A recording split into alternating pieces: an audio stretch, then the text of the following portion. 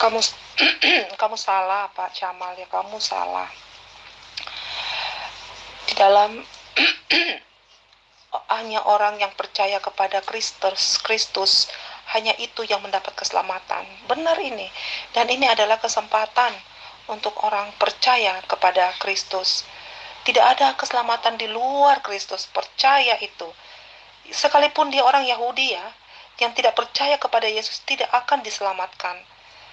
Ya, benar ini. Oke, percayalah. Jika demikian adanya, terus kenapa ibu sendiri tidak percaya kepada Kristus?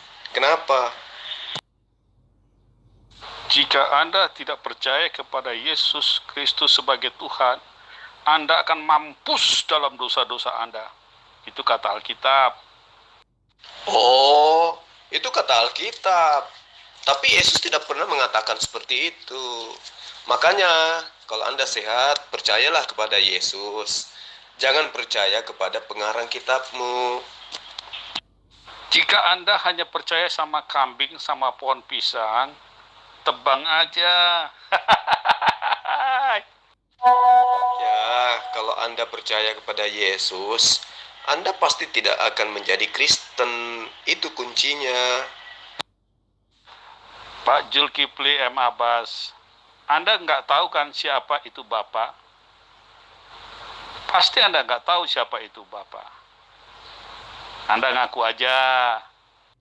Yang dimaksud Bapa oleh Yesus adalah Sang Pencipta alam semesta yang telah menciptakan Yesus. Maksudnya apa hubungannya saya tidak percaya kepada Kristus? Apa ini maksudnya ini? Saya bicara tentang akhir zaman, ya. Bahwa keselamatan hanya di dalam Yesus Kristus. Di luar Yesus Kristus tidak pernah akan ada keselamatan. Ya, kalau Anda percaya keselamatan hanya ada di dalam Yesus, terus kenapa Anda malah menyembahnya? Kalau Anda menyembah Yesus, berarti Anda tidak berada di dalam ajaran Yesus. Tapi itu adalah ajaran pagan yang menginginkan Yesus itu menjadi Tuhan. Zulkifli M. Abbas, Anda yang tidak tahu siapa itu Bapak. Jadi Anda ngawur kayak begini ngomongnya. Saya tanya sama Anda, siapakah Bapak itu? Bapa itu adalah sembahannya Yesus yang berfirman di dalam Taurat. Dialah yang disebut oleh Yudaism dengan sebutan Hasem, yang disebut oleh Islam dengan sebutan Allah. Ya, jadi Anda harus belajar lagi. Anda benar sekali. Tapi siapakah nama Bapak itu? Nama Bapa itu pada saat menyatakan diri kepada nabi-nabi di Bani Israel, dia belum menyebutkan nama pribadinya. Tetapi setelah dia menyatakan diri kepada Rasulullah Muhammad SAW, Waalaikumsalam, baru menyatakan diri dengan nama pribadinya gitu. Ya, belajar lagi ya, Victor. Kamu ini benar-benar udah dibutakan dengan kebenaran, ya. Udah jelas penjelasan saya di atas. Yesus yang datang 2000 tahun yang lalu dia adalah Mesias, dia adalah Tuhan sendiri. Dia akan datang untuk kedua kalinya untuk menghakimi dunia ini dan untuk mengangkat orang-orang yang percaya kepadanya. Oke, itu siapa? Itu Tuhan, itu yang kami sembah. Oh, itu ajaran pagan yang memiliki konsep seperti itu. Kalau Yesus sendiri beda. Yesus ketika dia datang kepada Bani Israel, itu mengajarkan bagaimana seseorang itu menyerahkan diri kepada Allah. Itu bukan malah menyerahkan diri kepada Yesus. Ya, jadi Yesus itu datang mengajarkan ajaran penyerahan diri kepada Allah, kepada Hasem. Jadi Anda harus belajar membedakan antara mana ajaran Yesus dan mana ajaran orang yang mengajarkan menyembah kepada Yesus. Betul, Zulkifli M. Abbas selagi di bumi, sesembahannya itu Bapa. Mereka satu roh, satu hakikat. Dia hanya memakai media manusia. Itu betul. Pertanyaan saya belum Anda jawab. Siapakah Bapa itu? Bapa yang dimaksud oleh Yesus itu adalah Tuhan Sang Pencipta alam semesta. Ya, itu sudah sangat jelas. Yesus sudah mengatakan bahwa dirinya bukanlah Allah itu sendiri. Dia hanya utusan Allah. Ya. Di dalam Matius 13 ayat 57, Markus 6 ayat 4, Lukas 13 ayat 33, Yohanes 4 ayat 44, semuanya telah mencatat pengakuan Yesus bahwa dia hanyalah seorang nabi, bukan Tuhan. Jadi kamu belajar lagi. Bagus sekali Zulkifli M. Abbas. Anda harus pakai dalil mengatakan siapakah nama Bapak itu. Ternyata Anda belum tahu ya. Nanti saya kasih dalilnya. Anda cari dulu. Anda tahu tidak siapa nama Bapak itu? Kalau tidak tahu, kasih tahu biar saya kasih tahu dalilnya siapa nama Bapak itu. Nama Bapa itu adalah Allah. Innani ana Allah la ilaha illa ana. Ya, jadi kalau Anda mau belajar ya belajar dengan baik. Ya, Allah pada saat menyatakan diri kepada para nabi, Dia tidak menyatakan nama pribadinya. Innani ana Allah la ilaha illa ana. Nanti pada diri Rasulullah Muhammad SAW barulah kemudian Bapa itu menyatakan nama pribadinya. Makanya dia katakan, aku menyatakan diri kepada Abraham, Ishak dan Yakub, tetapi aku belum menyatakan diriku, tidak menyatakan nama pribadiku kepada mereka. Ya, belajar lagi. Anda belum menjawab pertanyaan saya. Kamu tahu tidak nama Bapak itu siapa? Telingamu yang tertutup lemak babi, karena saya sudah jawab berkali-kali. Tapi karena akalmu tidak sampai, makanya ya kamu nggak bisa nangkap gitu, Victor. Ayo Zulkifli M. Abbas, supaya saya kasih tahu nama Bapak itu. Pakai dalil saya bicara, bukan omong kosong. Kan saya sudah sampaikan samamu. Ya, nama Bapa itu adalah Allah. Di dalam bahasa Ibrani disebut dengan sebutan Eloh. Di dalam bahasa Aramaik disebut dengan sebutan Alaha. Paham? Yang ajaran pagan itu ajaran kamu. Menyembah batu, menyembah kotak hitam, menabung habis-habisan hanya untuk ke sana untuk mutar-mutarin Ka'bah, kemudian lempar-lempar batu, berlari-lari kecil. Itu apa? Itu adalah ritual pagan. Itu ritual pagan. Dan itu sudah dilakukan ya oleh orang-orang Quraisy, menyembah batu itu. Dan kemudian batu itu dipertahankan lagi oleh Muhammad, karena sebelum dia menyebarkan agama Islam, keluarganya dan dia sudah mengenal itu. Oke? Makanya belajar. Ya. Di dalam kitabnya Bani Israel, nubuatan tentang haji itu sudah ada. Bu Herni. Shaloshi reqalim tohak lil hasyana. 3 kali setahun haruslah engkau mengadakan haji bagiku. Hak ini bahasa Ibrani. Mereka menggunakan kata ini sebagai ziarah atau haji. Keluaran 23 ayat 17. Jadi kamu harus belajar bagaimana kemudian prosesi-prosesi penyembahan kepada Allah itu sudah dipraktekkan dari sejak Abraham dengan menggunakan batu.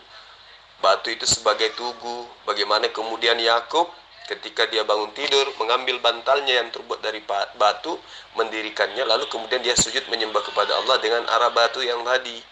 Ya, belajar lagi. Dalam kitab Yosua, batu itu mereka jadikan sebagai saksi penyembahan kepada Allah. Kan sayang kalau kalian itu mengaku-ngaku punya kitab, tetapi ternyata kalian sendiri tidak paham. Ya, namanya kitab yang diambil secara tidak sah ya kayak gitu. Siapa namanya? Aku tulis di sini Haiwan Zek ya. Coba kamu keluarin di dalam Al-Quran, katanya kalau Isa Al-Masih itu adalah nabi, adalah utusan. Bagaimana tulisan utusan itu berbahasa Arab atau nabi? Coba kamu tulis di sini langsung. Saya akan keluarin dari perutnya Quran. Bismillahirrahmanirrahim. Qala inni abdullah ataniyal kitaba wa ja'alani nabiyan. Ya. Isa atau Yesus berkata, sesungguhnya aku ini adalah hamba Allah. Dia memberiku Injil dan dia menjadikan aku seorang nabi. Yohanes 4 ayat 22. Aku menyembah apa yang aku kenal, kalian menyembah apa yang kalian tidak kenal. Itu kata Yesus. Berarti benar Yesus itu adalah hamba. Inni abdullah, sesungguhnya aku ini adalah hamba Allah. Zulkifli and Abbas, saya lagi bicara Alkitab, bukan Al-Quran Anda. Oke? Saya tidak memakai Al-Quran Anda. Saya memakai Alkitab kalau kita diskusi. Paham Anda? Pertanyaan saya sekarang, siapakah nama Bapak itu? Kalau berbicara mengenai kitabnya Bani Israel, bukan kitabnya Kristen, maka di situ sangat jelas dikatakan bahwa Ki'im El-Hammakol Azer Yibhar Adonai Elohim Mikal Siptekem Lasum et Samo Semlesiklo Tidresu Ubatasma. Jadi Allah itu belum menentukan tempat, belum menunjukkan pada masa kerasulan kenabian para nabi-nabi Bani Israel, Allah belum menyatakan diri kepada mereka. Dalam arti kata, belum memperkenalkan nama mereka. Ki Imel Hammako Aser Yibrak Adonai atau Elohekem Mikal. Jadi ketika Allah menunjuk suatu tempat nanti, barulah di sana namanya akan dia perkenalkan. Itu dalilnya ada. Tapi karena kamu hanya umat terjemahan, kamu tidak mau belajar tentang tekstual, ya secara proof seperti apa yang tertuang di dalam kitabnya Bani Israel, jadi kamu mengada-ngada. Di situ jelas dikatakan oleh Allah, Samo Syam lasikno tidaros ubaca sama. Artinya dia akan menunjuk suatu tempat di mana tempat itu harus dicari oleh Bani Israel karena di sanalah namanya dia akan perkenalkan. Ya, itu yang perlu kamu pahami. Jadi Yod He Vav He itu yang diimani oleh Bani Israel bahwa itu adalah Tuhan, itu bukan nama pribadi. Itu adalah Allah telah menyatakan diri sebagai Sang Pencipta. Di situ tidak menyatakan nama pribadinya. Makanya di dalam Ulangan 12 ayat 21 di situ dikatakan, apabila tempat yang akan dipilih Tuhan, ya, sembahanmu untuk menegakkan namanya di sana terlalu jauh dari tempatmu, maka engkau boleh menyembelih dari lembu sapimu dan kambing dombamu yang diberikan oleh Tuhan kepadamu seperti yang kuperintahkan kepadamu, dan memakan dagingnya di tempatmu sesuka hatimu. Jadi di situ Allah akan menunjuk sebuah wilayah di mana di sana kemudian namanya akan ditegakkan, tapi belum diperkenalkan di mana tempat itu. Di Ulangan 12 ayat 14, tetapi di tempat yang akan dipilih oleh Tuhan di daerah salah satu sukumu, di sanalah harus kau persembahkan korban bakaranmu, dan di sanalah harus kau lakukan segala yang kuperintahkan kepadamu. Jadi Allah di sini sudah menggunakan namanya, di sini dia sudah menggunakan kode jelas bahwa yang dimaksud Tuhan di situ adalah Adonai, ya, Adonai yang dimaksud oleh Tuhan di situ. Bukan merujuk pada nama pribadi, tetapi dikatakan Yod He Vav He, tidak dikatakan sebagai sebagai esensi daripada Prof. Renan, tapi itu adalah menunjuk kepada keberadaannya sebagai Sang Pencipta, layaknya manusia. Nah, dia menyatakan dirinya layaknya Sang Pencipta seperti manusia, kan? Manusia itu belum ditahu ini Zulkifli atau Victor, belum, tapi dia hanya mengatakan secara garis besar bahwa dia adalah Tuhan, tetapi nama pribadinya belum diperkenalkan. Seperti hewan, hewan itu adalah majemuk, artinya banyak hewan, tetapi belum ditahu apakah itu kambing, apakah itu sapi, apakah itu ayam. Nah, begitulah maksud daripada kata Yod He Vav He itu, yang Bani Israel sebut dengan Hasem. Makanya dikatakan saya belum memperkenalkan namaku. Nanti setelah saya menunjukkan sebuah wilayah di mana namaku akan diagungkan di sana, barulah namaku saya perkenalkan. Makanya dikatakan dalam Quran surah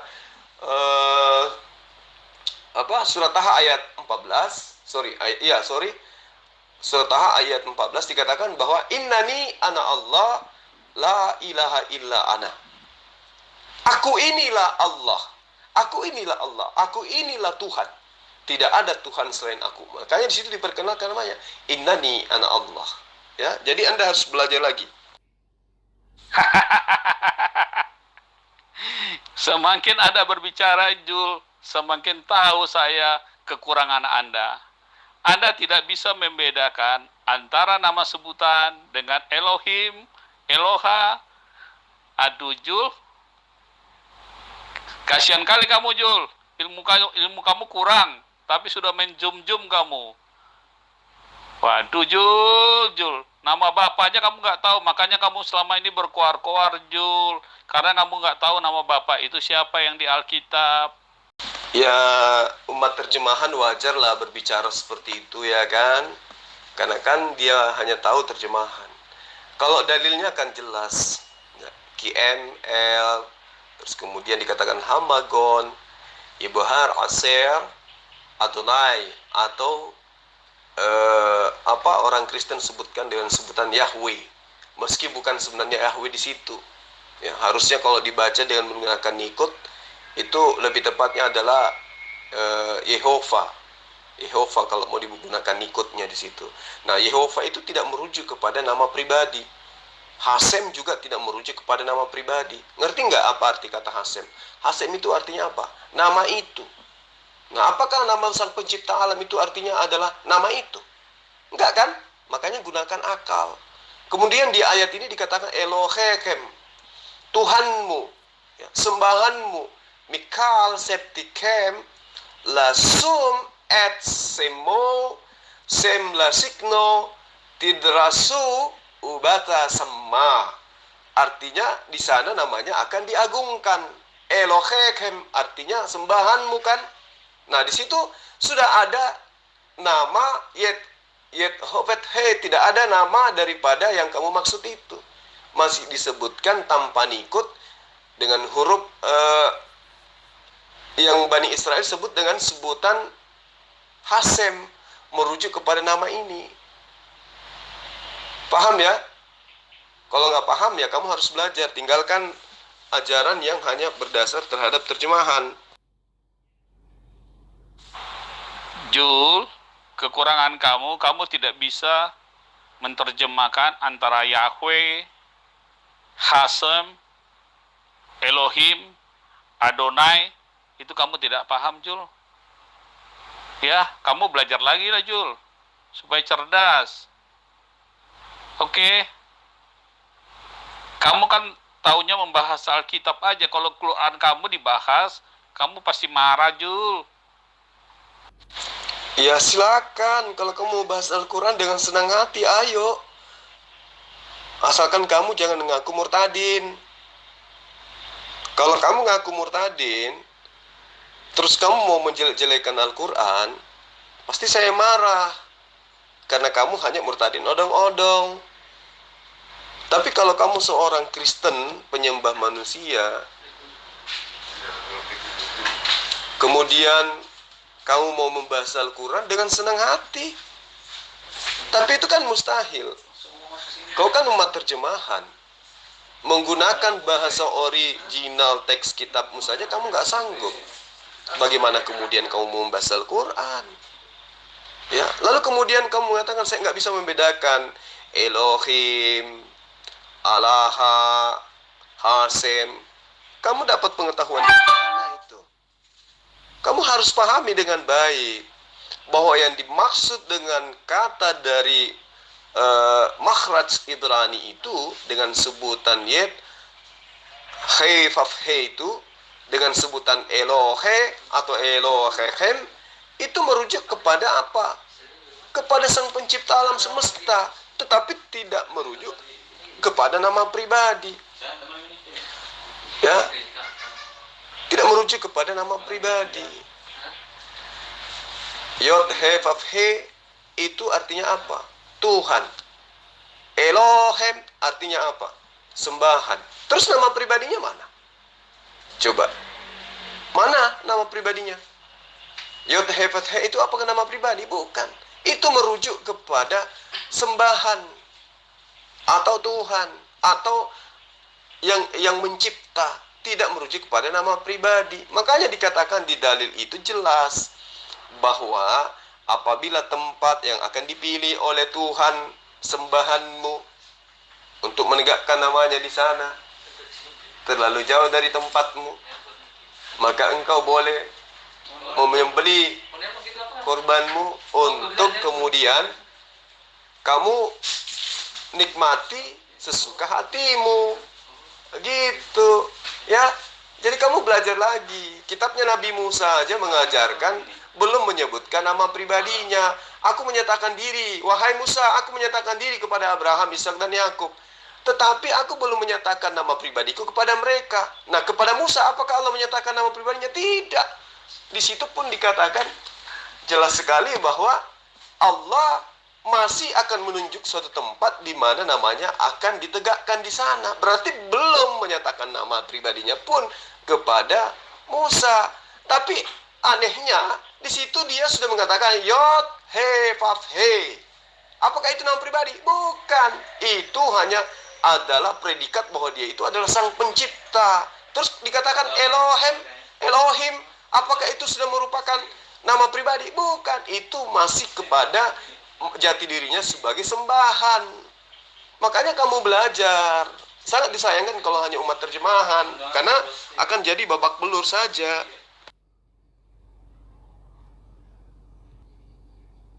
Kamu tidak paham apa-apa tentang kekristenan. Kamu juga usah main kutip-kutip hanya 17 ayat 3. Kamu baca dong 17 ayat 5. Kamu paham belum?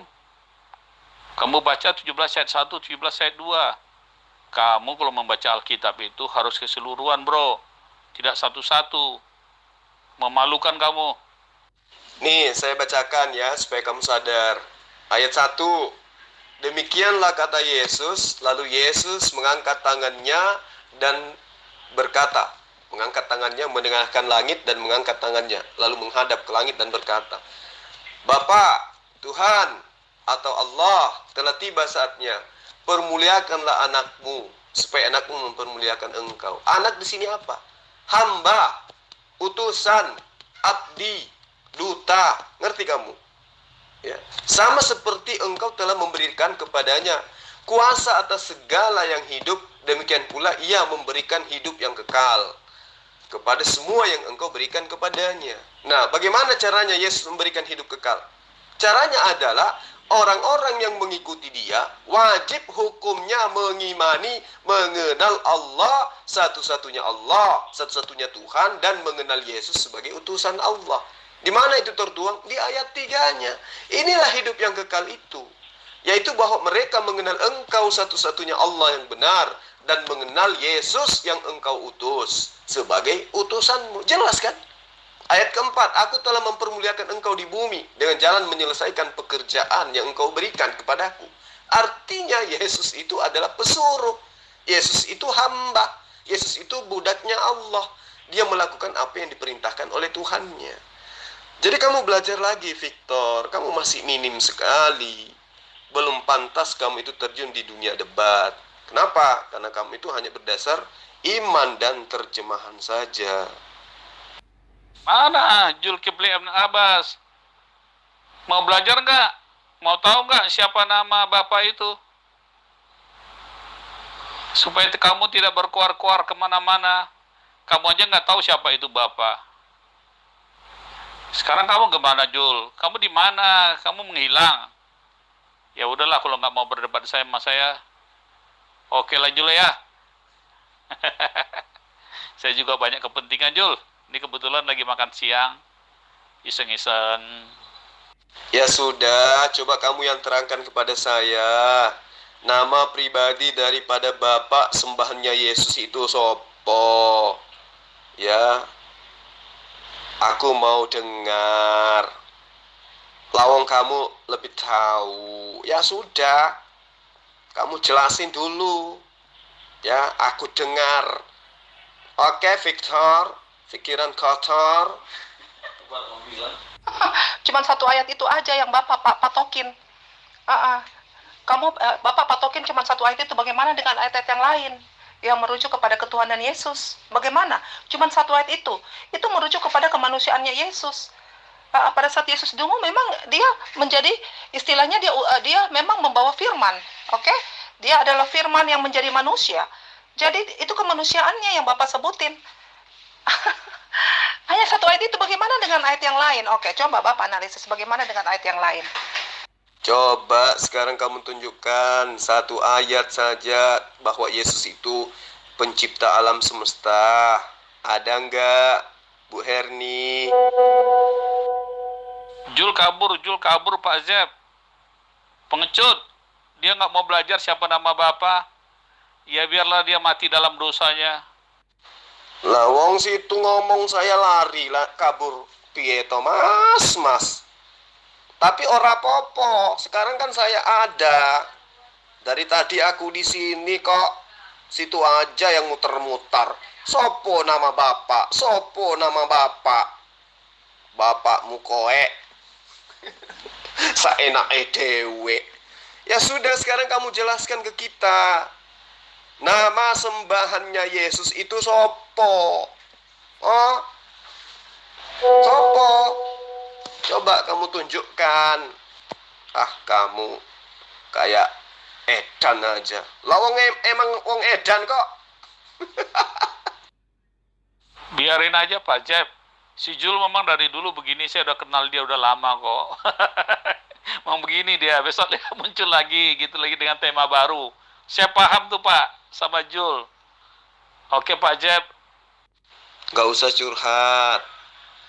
Kamu tunjukkan aja sekarang mana nama pribadi dari Bapak yang disembah oleh Yesus. Silakan.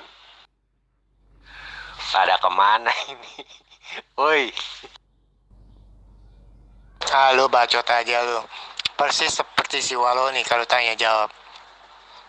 Nah, lu jawab aja, itu inisiatif Allah, surat Al-Ahzab 34-38, atau inisiatif nabimu? Jawab. Muncul lagi umat terjemahan ini dengan berbagai macam asumsi buta dan juga pemahaman yang sangat jahiliyah, ya.